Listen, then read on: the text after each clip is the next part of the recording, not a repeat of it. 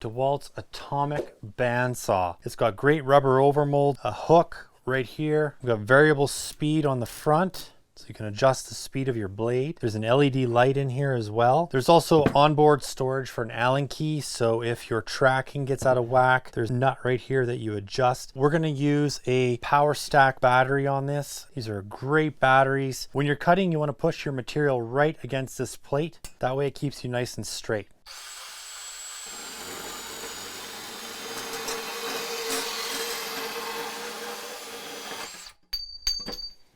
Super fast, really easy to do. Such a handy, compact tool just to chuck in your toolbox. Keep on crushing it. We'll catch you later.